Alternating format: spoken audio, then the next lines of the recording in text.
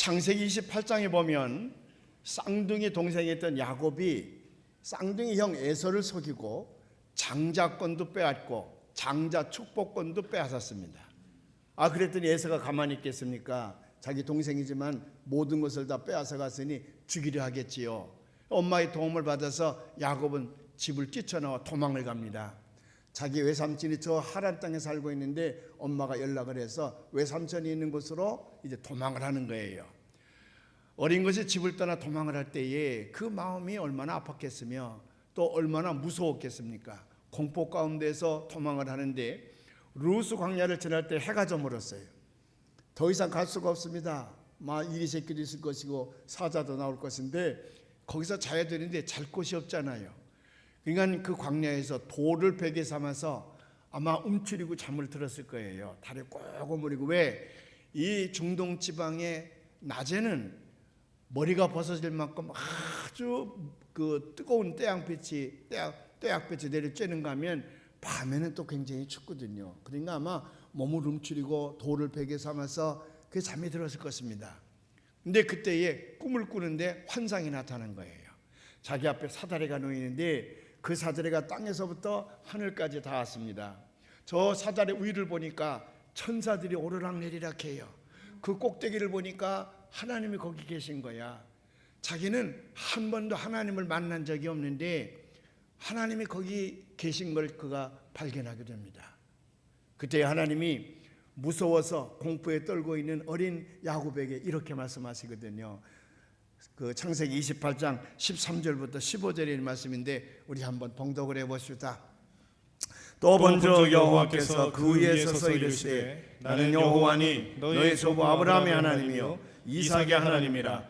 내가 누워있는 땅을 내가 너와 네 자손에게 주리니 내 자손이 땅의 티끌같이 되어 내가 서쪽과 동쪽과 북쪽과 남쪽으로 퍼져나갈지며 땅의 모든 족속이 너와 네 자손으로 말미암아 복을 받으리라. 내가 너와 함께 있어 네가 어디로 가든지 너를 지키며 너를 이끌어 이 땅으로 들어오게 할지라. 내가 네게 허락한 것을 다 이루기까지 너를 떠나지 아니하리라 하신지라. 아멘. 아니 자기 혼자 도망가고 있는데 자기를 도와줄 사람이 아무도 없다고 생각을 했는데 느닷없이 하나님이 나타났어. 이거 얼마나 귀한 말씀이에요. 내 자손이 티끌보다 많아질 것이라. 내가 동쪽 서쪽 남쪽 북쪽으로 갈 때에 수많은 사람들이 너를 도와줄 것이라. 또 그 모든 족속들이 너로 말미암아 복을 얻게 될 것이라. 내가 내 꿈이 다 이루어질 때까지 나는 결코 너를 떠나지 아니하리라. 내가 너를 지켜주리라. 이건 보통 축복의 말씀이 아니잖아요. 그 인간이 꿈속에서 본 환상이었지만은 야곱은 너무 고맙고 감사하고 놀라워서 자리에서 벌떡 일어납니다. 그리고 자기가 찾은 돌을 제단 삼아서 하나님 앞에 예배를 드리는 거예요. 그리고 혼자 그 경탄의 말을 어떻게 하냐면 16절에 나타나 있는데 한번 볼까요? 야곱이 놀라서 하는 말이 거기 있어요. 야곱이 잠이 깨어 이르되 여호와께서 과연 여기 계시거늘 내가 알지 못하였도다. 여기 과연 영어로는 surely 그 말인데 확실하게 그 말이죠. 분명하게 내가 말하노니 The Lord is in this place. 주님께서 여기 계시도다. 내가 그걸 알지 못했구나. The Lord is in this place. 다른 말로 얘기하면 God is here. 하나님 여기 있도다. 하나님이 여기 있도다. 사람들이 가끔 하나님이 어디 있냐 그렇게 물어요. 어떤 사람은 하늘에 있다 그러고 어떤 사람은 산에 있다 그래. 그래서 여호와의 산 그렇게 얘기도 하는데 정확한 대답은 뭐냐면 하나님이 어디 있느냐? 내가 하나님을 만난 것이야. 하나님은 이 우주 안에 안 계신 것이었습니다. 무소부지하신 하나님인데 나에게 묻는다면 내가 하나님을 만난 곳 거기가 하나님이 계신 것이야. 그래서 야곱은 자기가 하나님을 만났던 곳을 본래는 루스라고 하는 땅인데 그 이름을 베델로 고칩니다. 베델이란 말은 하나님이 계시는 곳 그 말이에요. 하나님이 계시는 곳. 그래서 한국이든 미국이든 구라파든 영국이든 저 남아프리카든 간에 어디든지 가봐도 교회 이름 가운데에 제일 많은 이름이 베델 교회야. 베델. 교회는 하나님이 계신 곳인데 그걸 베델이라 그러거든요. 그게 베델 교회야. 하나님이 거기 계신 것이야. 루스를 베델로 고친 까닭은 야곱의 의지가 거기에 담겨져 있는 거예요. 베델. 그래서 그 베델에서 그가 하나님 앞에 예비하며 소원하잖아요. 여호와 하나님을 내 하나님으로 삼고 내가 그 하나님 앞에 11조 예물을 평생 드리겠나이다. 처음으로 이 야곱이 하나님 앞에 소원하는 장면이 거기 나오고 있습니다. 하나님이 그 루스 광야에서 야곱이 루스 광야에서 하나님을 만난 다음에 그 장소를 베델이라 그러고 자기가 자고 베고 자던 그 돌을 세워서 그 제단으로 삼아 하나님 앞에 예배했다. 야곱이 잠깨요 일어난 후 돌담을 쌓고 본받아서 숨질 때 되도록 늘 찬송하면서 주께 더 나아가기 원합니다. 야곱이 이렇게 왜 야단법석을 하느냐? 물론 하나님으로부터 큰 축복의 말씀을 듣기도 했지만 가장 중요한 것은 내가 하나님을 만났다는 거야. 내가 하나님을 만났다는 것. 우리 신앙생활 가운데 가장 중요한 것이 바로 이겁니다. 우리는 반드시 우리의 삶의 현장에서 살아계신 하나님을 만나야 됩니다. 가끔 질문을 받아요. 너 구원 받았니? 그렇게 질문을 받아요. 특별히 이단들이 그렇게 질문을 많이 해. 너 구원 받았어? 그러면 보통 사람은 움찔하지. 구원 받았다 그러면서도 자신감이 없거든요. 그래도 웬만한 사람은 나 구원 받았어 딱 대답을 하지. 증거가 뭐야? 네가 구원받은 증거가 뭐야? 그러면 웬만한 사람은 뭐라고 얘기하냐면 나 예수 믿잖아. 예수 믿으면 구원받는다 그랬으니까 나는 구원받았어. 그렇게 얘기를 하죠. 근데 이단들은 한술 더 뜨잖아요. 그 증거 좀 내놔봐. 증거 좀 내놔봐. 그럼 내놓을 게 없잖아요. 그러니까 사람이 주저하게 되고 겁을 먹게 되는 거라. 그러면 이제 뭐 자기 교단에서 자기 교주가 경험한 거 이런 거 얘기하면서 이런 거가 안 되면 구원의 확신이 없으면 당신은 구원받지 못하는 거니까 우리한테 와서 이런 걸 경험해가지고 구원받으라 그러지요. 다 헛소리예요.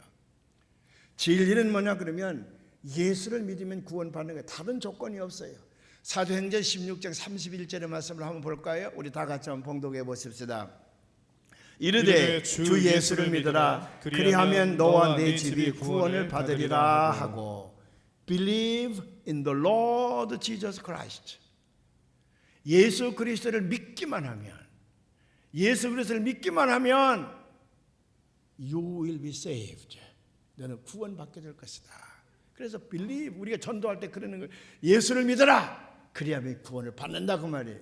로마서 10장 9절에도 이런 말씀이 있거든요. 우리 한번 봉독해 볼까요? 로마서에 있는 말씀도 봉독해 보십시다.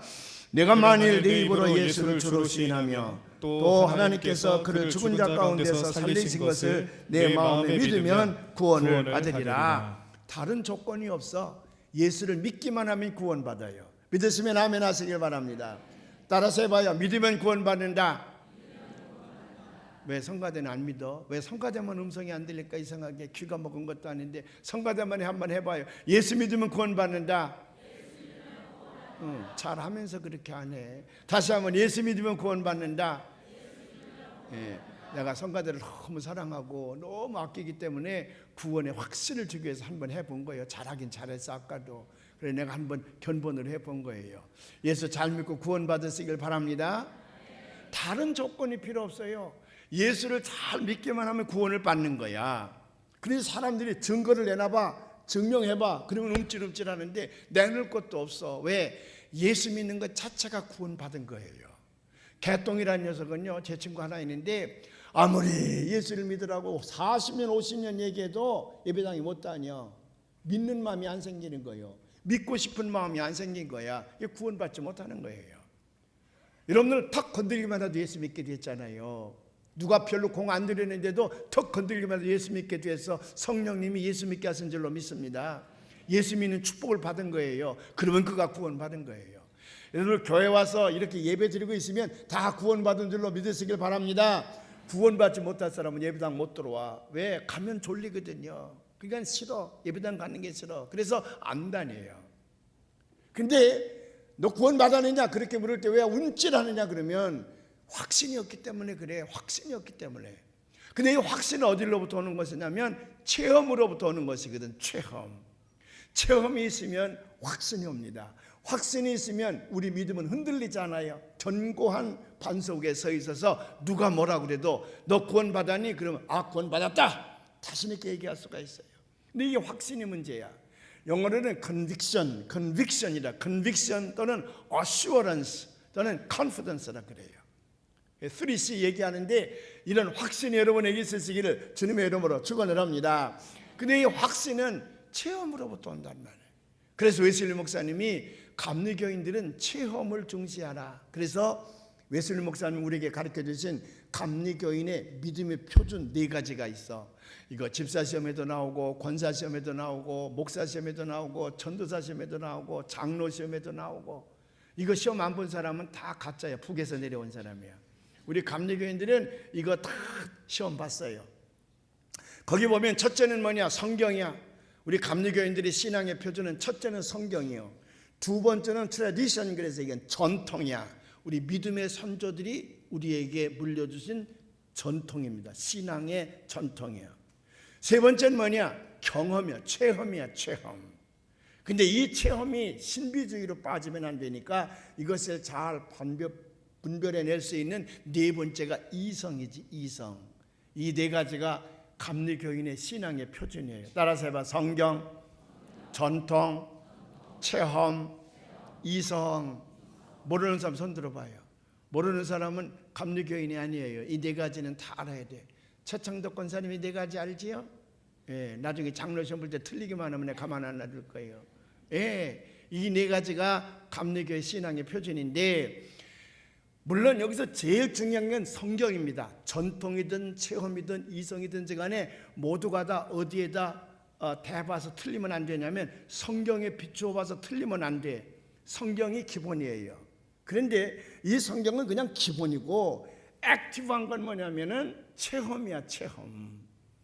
이 체험이 있어야 우리의 믿음이 살아난다고 말해요. 확신도 생기게 된다고 말이죠.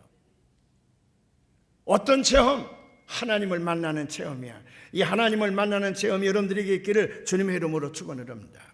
왜 야곱의 얘기를 하냐 그러면, 야곱이 여기 루스 광야에서 하나님을 만나고 그곳을 베델로 고치는 사건이 일어나지 아니했으면 이 야곱은 아브라함의 하나님, 이삭의 하나님, 야곱의 하나님 그럴 때에 야곱의 이름은 없어졌을 겁니다. 야곱이 훌륭한 믿음의 가문을 세운 것도 이 체험이 없었으면 없었을 것이에요. 그래서 창세기 28장은 매우 중요한 것이기 까닭에 먼저 여러분들에게 말씀을 드리는 거예요. 오늘 우리는 오병이어의 기적이라 그러죠. 보리떡 5개와 물고기 2마리를 가지고 5,000명이 먹고도 12광주리가 남았더라. 이번에도 우리 제1차 성지순례단에 그곳에 갔었는데, 여기는 갈릴리 남쪽에 아주 나무가 없는 잡초로만 이렇게 되어진 구릉지입니다. 거기에 한 3만 명이 모여 있었던 거예요. 장정만 5,000명이라 그러니까 장정은 20살부터 40살까지를 장정이라 그랬어. 그러니까 예수님이 거기서 말씀을 전하실 때에 그 군대 가서 싸울 만한 장정만 모였겠어요? 어른들이 더 많았고 여자들이 더 많았고 아이들도 더 많았겠지. 한 3만 명 모여 있는 거예요. 그 3만 명이 모여있게 될 때에 예수님께서 보리떡 5개 물고기 2마리를 가지고 하나님 앞에 감사기도 한 다음에 그 다음에 나누기 하는데 끝도 없는 거야.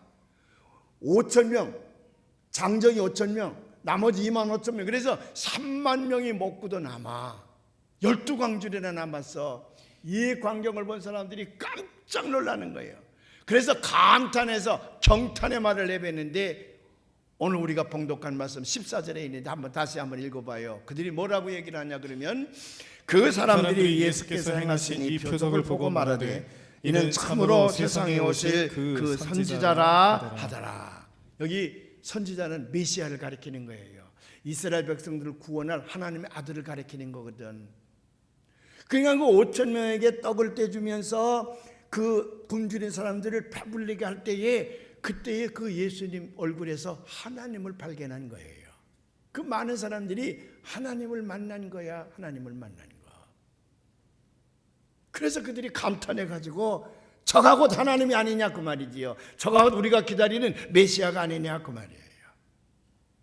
저는 여러분에게 간절히 소망하는 것은, 여러분의 삶의 현장에서 때때로 하나님이 여기 계셨네, God is here, 하나님이 여기 계셨네, 하나님 감사합니다, 내가 하나님을 그동안 몰랐는데 하나님 여기 계시네요, 하나님 여기 계시네요, 그런 체험이 여러분에게 자주 있기를 주의 이름으로 축원을 합니다. 어느 여자들 신앙 공동체 모임이 있었답니다. 아마 속회나 여선교회쯤 됐던 모양이에요. 거기서 하나님을 만난 자기 신앙 간증을 돌아가면서 하게 됐습니다. 어떤 여인이 이렇게 얘기합니다. 난 어느 날 조용한 시간에 차이콥스키의 음악을 틀어놓고 그 음악을 감상하는 중에 하나님의 숨소리를 거기서 내가 느꼈다. 아, 하나님 역시 살아계시는구나. 그래서 그때부터 나는 하나님을 잘 믿기로 결심하고 하나님을 위해서 일생을 바치기로 했습니다. 간증을 하더라는 거예요. 뭐를 통해서? 차이콥스키의 음악을 통해서. 여러분들 이런 음악 좀, 베토벤 음악이라든지 이런 것 좀 잘 들으시기를 바랍니다. 맨날 그저 돌아가는 삼각지 그런 거나 듣지 말고, 또 요즘에 뭐 소녀시대 뭐 이렇저렇 아이들 노래 그런 것만 듣고 공부를 하지 말고 이런 차이콥스키 이런 곡을 한번 들으면 거기서 하나님의 숨결을 체험하게 될 줄로 믿습니다. 이석기 장로님이 지금 장사를 하나 하는 게 있는데, 저 북한에 있는 우리 어린아이들이 너무 굶주린다는 거예요. 먹을 것이 없어서. 그래서 우리 감리교회에서는 북한 어린이들에게 식량을 보내기로 했는데 그냥 헌금을 거둘 수가 없어서 그 서울시립교향악단의 지휘자가 누군가요? 정명훈 씨와 계약을 맺어가지고 아시아 필하모니를 조직하겠습니다. 필하모니를 조직을 해서 연세대학교 노천극장에서 지금 중국과 필리핀 이쪽에서 아주 기량이 많은 음악가들을 초청을 해서 아시아 필하모닉 연주회가 있어요. 이번 토요일 날 저녁에. 이건 보통 때는 구경하지 못하는 겁니다. 북한 어린이를 돕기 위해서 이 정명훈 씨가 허락을 했어요. 감리교 본부가 주최를 해서 여기서 나오는 모든 수익금은 북한 어린이들이 식량 우리 지원을 쓰기로 했는데, 이게 특별석 VIP석 바로 정명훈 씨 앞에서 보는 건 5만 원이래요. 그 다음에 조금 떨어지는데 이쁜 여자 앞에서 보는 거는 3만 원, 저 꼭대기에서 보는 건 10,000원이라는데, 제가 노천극장에 설교도 해봤지만 앞에서 보나 꼭대기에서 보나 비슷비슷해요. 이게 이제 이번 토요일 날 이게 있는데 여러분들이 많이 가시기를 바랍니다. 아주 멋진 음악회가 될 줄로 믿습니다. 그 표를 누가 가지고 있냐면 우리 이석기 장로님 가지고 계신데, 예배 끝나면 좀 신청을 해서 여러분 많이 가서 좀 보시기를 바랍니다. 이런 좋은 음악을 통해서 하나님을 체험하시기를 바랍니다. 돌아가는 삼각지는 아무리 들어봐도 안 된다니까, 거기는 하나님 안 계시다니까. 이런 좋은 음악 많이 들으시기를 바랍니다. 그랬더니 어떤 여자는 이렇게 얘기하는 거예요. 난 말이지 손주를 보고 있는데 어느 날 그 손주가 천진난만하게 웃고 있는데 그 얼굴에서 창조주 하나님을 내가 본 거야. 내 가슴이 뜨거워지면서 거기 하나님의 있음을 내가 발견한 거야. 그래서 난 그 하나님을 영원히 나의 하나님으로 모시고 살기로 했다. 그렇게 얘기를 했어요. 그랬더니 어떤 사람이 이렇게 얘기를 합니다. 나는 조용한 시간에 혼자 하나님 앞에 기도하기로 하고, 그래 무릎을 꿇고 하나님 앞에 기도하는데 그때 여러 가지 어려운 문제들, 잘 풀리지 않는 여러 가지 일들이 있어서 그저 하나님 앞에, 하나님 이런 것도 도와주세요, 이런 것도 도와주세요, 이렇게 하면 어떻게 하나요, 견딜 수가 없어요, 기도하는데 갑자기 하나님의 음성이 들리더래. 그래 얘야, 내가 정말 너를 사랑하노라. 근데 그 말을 듣는 순간에 막 가슴이 막 움직이는데 감동이 되어지고 막 흥분이 되어지고 눈물이 막 솟기 시작을 하는데, 그냥 뭐 자기가 억제할 수 없는 눈물이 그냥 막 쏟아지더라는 거야. 저 혼자 이런 고통을 당하는 줄 알았는데 하나님 제 곁에 계셨습니까? 그래가지고 막 엉엉 울면서 종일 하나님 앞에 기도했다는 거예요. 그래서 그 하나님 너무 좋아서 내가 그 하나님 앞에 생명 바치기로 했어. 그렇게 얘기를 하더라는 거예요. 모든 사람들이 은혜가 됐습니다. 그때 35살 먹은 아직도 신앙에 무르익지 않은 젊은 여인이 이런 간증을 했습니다. 오늘 아침에 일어났는데, 그날은 쉬는 날이어서 좀 여유를 가지고 늦게 일어났는데 아침거리를 만들려고 부엌에서 이렇게 저렇게 준비하고 있는데 어떤 알 수 없는 강한 힘이 자기를 밀어붙이더라는 거예요. 어느 쪽으로? 이혼한 전 남편 집으로 자기를 가도록 강하게 압박을 하더라는 거예요. 근데 자기 인생 가운데 제일 불행했던 시기가 언제냐면 그 전 남편하고 살던 그저 3, 4년, 4, 5년 그 기간이야. 그래서 지금 남편 얘기만 하면 지긋지긋한 거야. 아주 지금 남편으로 살아가는 게 너무 행복한데 법원에서는 아이들을 위해서 두세 달에 한 번씩 그 남편을 만나라 그러니 안 갈 수가 없어서 제일 고통스러운 시간이 아이들을 데리고 전 남편을 갖다 줄 때가 제일 고통스러운 시간인데, 아니 느닷없이 그날 아침에 자기를 전 남편네 집으로 막 밀어붙이는 그런 강한 강박관념이 오다니 아무래도 이게 이상하잖아요. 그래서 처음에는 괜히 이거 스트레스 때문에 오는 걸 거야 생각을 하다가 너무 강하게 자기를 밀어붙이니까 아이들을 깨웠답니다. 또 나중에 후회할 수가 있으니까 얘들아 일어나거라. 그래서 샤워를 시킨 다음에 아빠는 집에 가자. 빨리 가자. 애들을 싣고서 전 남편 집을 향해서 달려갔더니 그 집에 들어서자마자 문을 열고 들어가 봤더니 그 전 남편이 피를 토하고 마루 위에 쓰러져 있더라는 거야. 그 즉시 차에다 태워가지고는 병원에 갔더니 massive heart attack이라 그래서 아주 강한 그런 그 심장마비가 온 거예요. 긴급 이제 의사들이 나와서 처치를 했기 때문에 목숨을 건지게 됐답니다. 그래서 생명에는 지장이 없다는 얘기를 듣고 차를 타고 집으로 향해서 가는데 자기 왼수 아니에요. 왼수. 이 부부 사는 사람들 보면요, 교제를 하다가 결혼을 하자 그래요. 부모님에게 결혼을 허락받으러 오잖아. 그래 이제 아빠 엄마가 보니까 이 여자는 틀린 것 같아, 이 남자는 안 될 것 같아. 그래서 반대를 하지요. 그러면 생명 걸고 결혼하겠다는 거 아니에요. 로미오와 줄리엣이 되잖아. 전부가 다 그냥 뭐 이 남자 아니면 안 됩니다, 이 여자는 안 됩니다. 그래놓고 살다가 3년쯤 지나면 왼수가 돼가지고 더 이상은 못 살겠다는 거지. 그래서 나 이혼하는 사람 보면 참 이해가 안 되는 거라 이게. 그래도 그게 사람인 걸 어떡하겠어. 그런 걸 모르고 이혼한 걸 어떡하겠어요. 그럴 땐 부지런히 빨리빨리 또 이혼을 해야지.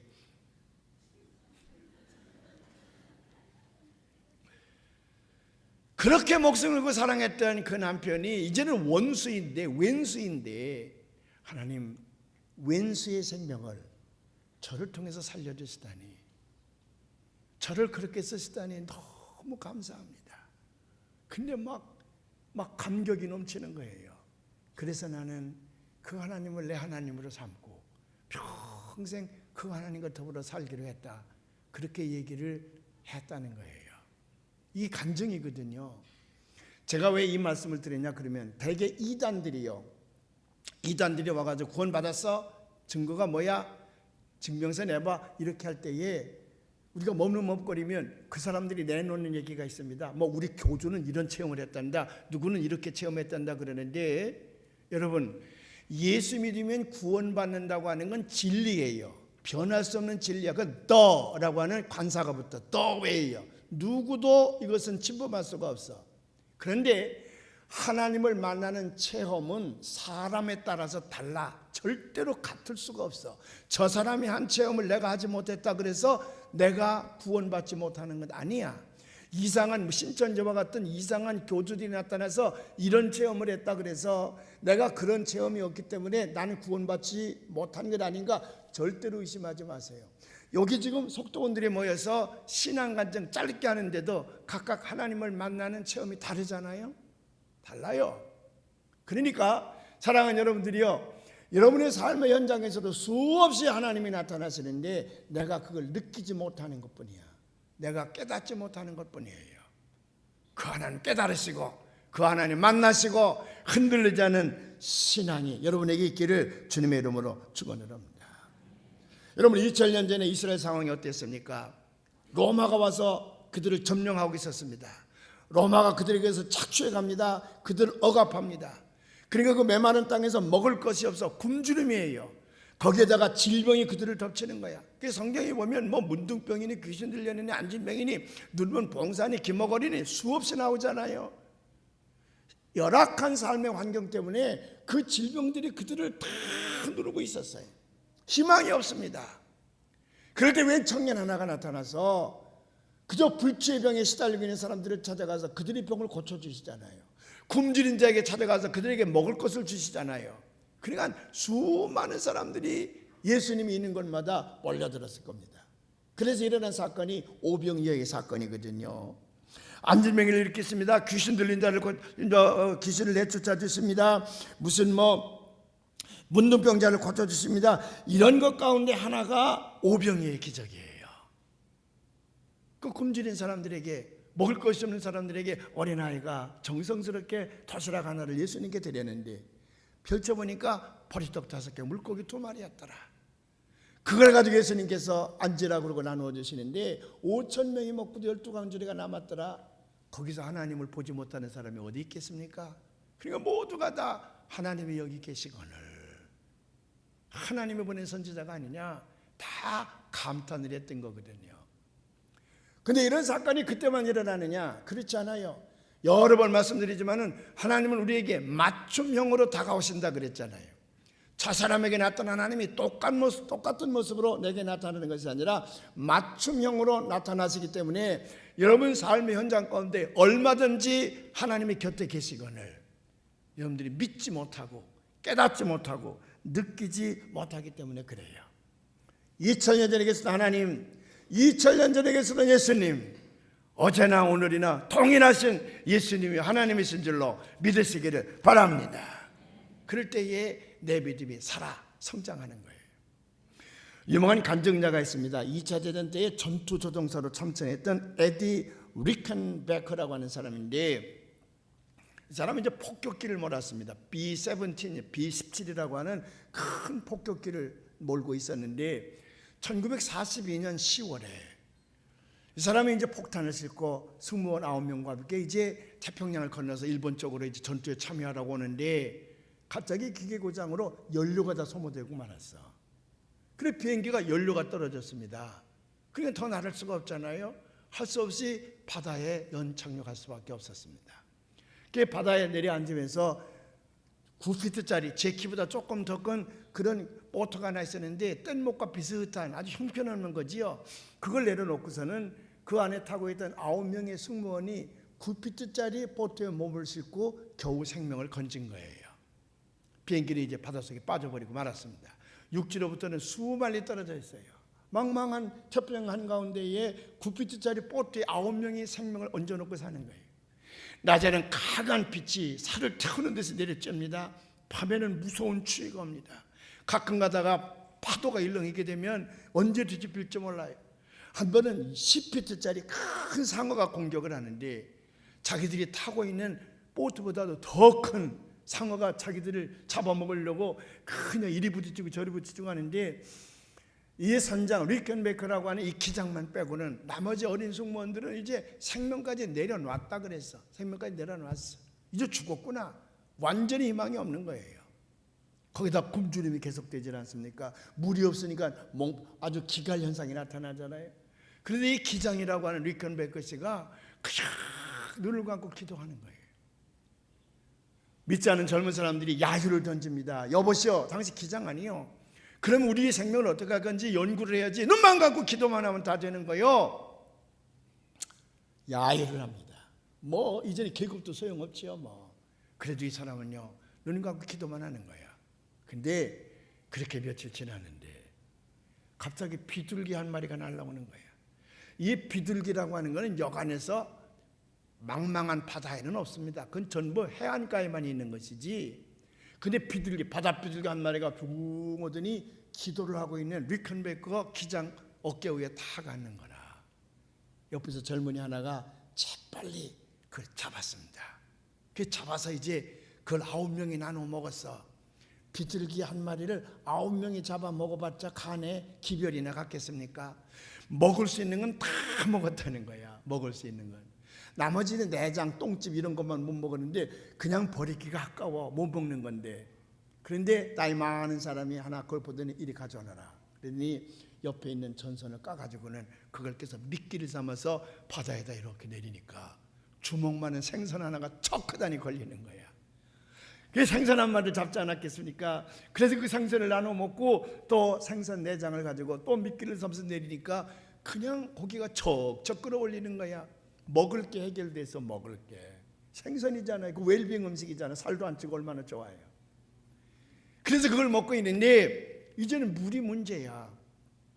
일주일이 지나갑니다. 열흘이 지나갑니다. 물을 못 먹으니까 다 기갈 현상이 일어나서 이제 거의 죽음, 뭐 아무리 먹어도 물을 못 먹으니까 바닷물을 먹을 수가 없잖아요.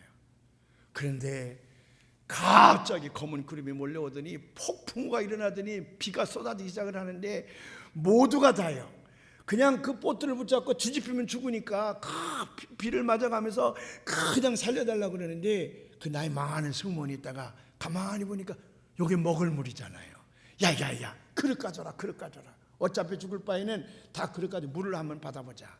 그래서 그 빗물을 받게 되니까 먹을 물이 해결됐잖아요. 먹을 물 해결되고 먹을 양식이 해결되니까 찬송이 나오지요. 20하루 동안 3주 동안 바다에 떠 있다가 구조가 되어지는데 그 신문기자들이 찾아왔어요. 비결이 뭡니까? 21일 동안 망망한 바다에서 요 9피트짜리 보트 가지고 9명이 어떻게 견뎠습니까? 그러니까 이 기장이 딱 간단히 얘기하는 거예요. We prayed. 우리 기도했다고. 우리 기도했다. 그때 그 무신론자 하나가 말하기를 우리를 돌보지 아니하고 기도만 하는 그 기장이 얄미워서 야유를 퍼붓다가 언제 내가 녹아졌냐 그러면 비둘기가 그 사람 어깨 위에 앉는데 하나님이 거기 계시는구나. God is there. 하나님이 거기 계시는구나. 그래서 제가 마음을 열고 하나님을 믿기로 했습니다. 그렇게 고백을 하더라는 거예요. 그래서 리컨 베이커스는 그 다음에 바로 전역 신청을 하고요. 지금 90이 넘었는데 지금도 다니면서 내가 만난 하나님, 태평양 한가운데서 비둘기를 통해서 내게 확신을 주신 하나님, 그 하나님을 많은 사람들에게 전하고 다닌다는 거예요. 이 하나님이 여러분들에게 있기를 주님의 이름으로 축원을 합니다. 목사님 아버님 파리 여행을 갔답니다. 파리 한창 그 박물관 구경하고 그러는데 하드어택이 왔어요. 그 사람에게도 심장마비가 왔어. 그 병원으로 실려갔는데 병원에 가서 이제 응급실로 갔겠죠. 뭐 자기는 기절한 상태인데 그래서 의사들이 와서 이제 긴급 조치를 합니다. 뭐 전기 수압을 줍니다. 그러면 살리려고 그러는데 자기가 분리되더라는 거예요. 자기가 분리가 돼. 그래서 자기가 분리가 되는데 자기가 이렇게 공중으로 뚝 부양을 하는데 그 밑에 응급실 침대에 죽은 자기 몸뚱아리가 있더래. 거기에 의사들이 달라붙어서 뭐 전기 샤크도 하고 뭐 주사도 놓고 뭐 막 살리려고 그러는데 이미 자기 몸뚱이는 죽었어 보니까. 자기는 자기 영혼은 살아서 빠져나온 거예요. 그게 이제 하늘로 이렇게 공중으로 올라가는데 자꾸 멀어지지요. 죽은 몸뚱이를 가지고 의사들은 난리를 치지만 자기가 보니까 자기 몸뚱이는 이미 죽었어. 그래서 이렇게 올라가고 있는데 점점 멀어지는데 어디선가 주일학교 때 배운 찬송 소리가 들리더래요. 예수 사랑하심은 성경에서 배웠네. 우리들은 약하나 예수 권세만 도 다 같이 날 사랑하심 날 사랑하심 날 사랑하심 성경에서였네. 자기 은혜를 따라서 부르는데 옆에서 느닷없이 시끄러워 임마! 시끄럽다니까 그러더래요. 근데도 자기는 멈추고 싶지 않더래. 그래서 날 사랑하시 시끄러워 그러는데도요 날 사랑하심. 죽어있는 자기의 모습을 보니까 너무 불쌍해. 그 시끄럽다는 얘기를 듣고 보니까 더 불쌍해. 그래서 눈물을 흘리면서 날 사랑하심 날 자꾸 불렀다는 거예요. 너무 불쌍해서 자기 육신이 너무 불쌍해서요. 근데 갑자기 예수님께서 탁 나타나시더니 그래 내가 너를 사랑했노라.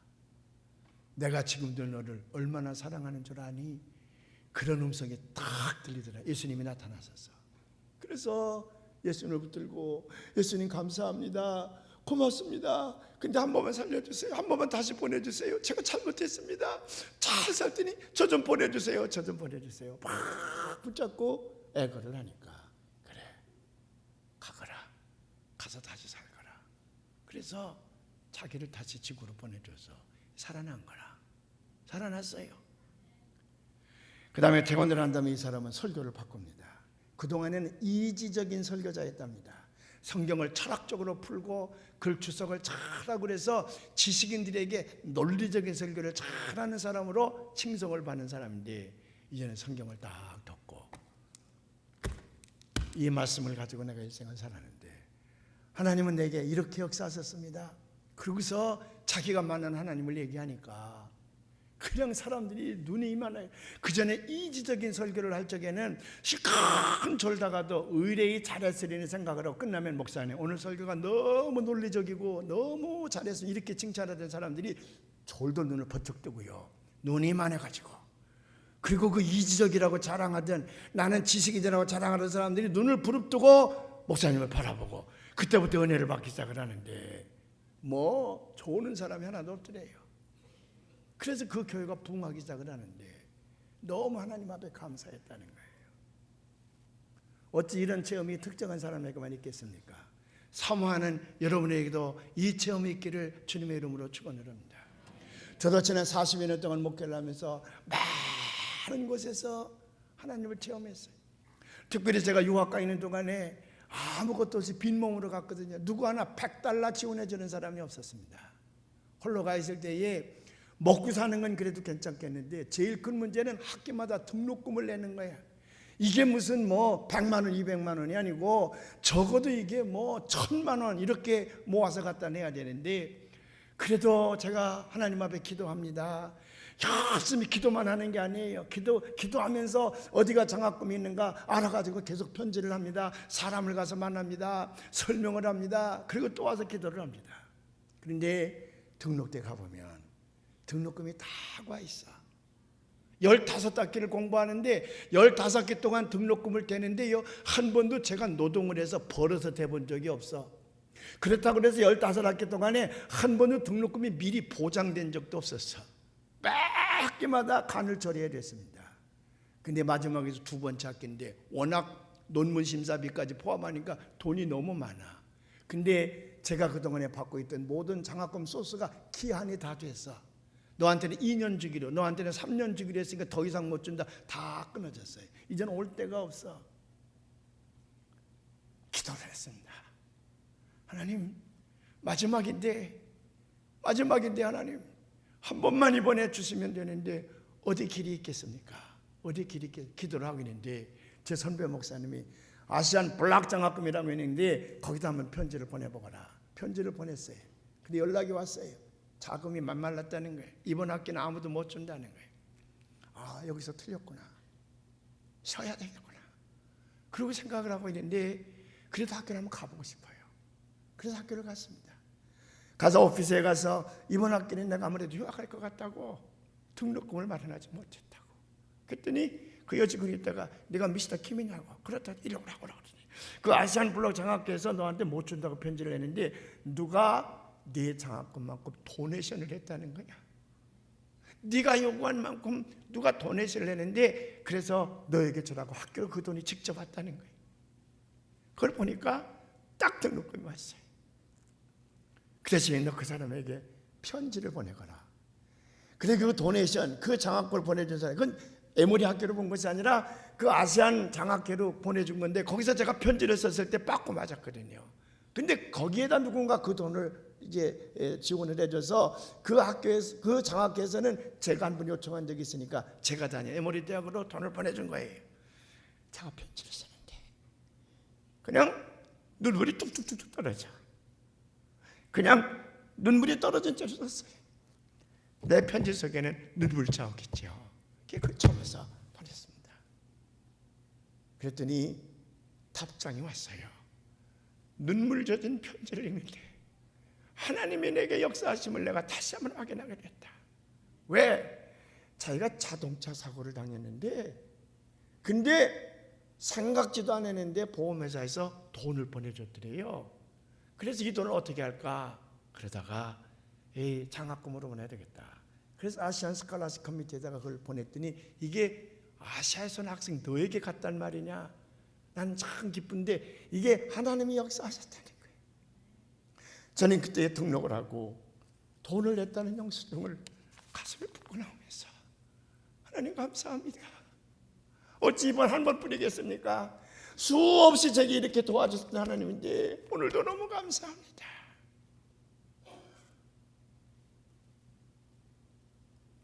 왜 저에게뿐이겠습니까? 많은 사람들에게 하나님 곁에 계셔서 여러분을 만나기를 원하시는 줄로 믿으시기를 바랍니다.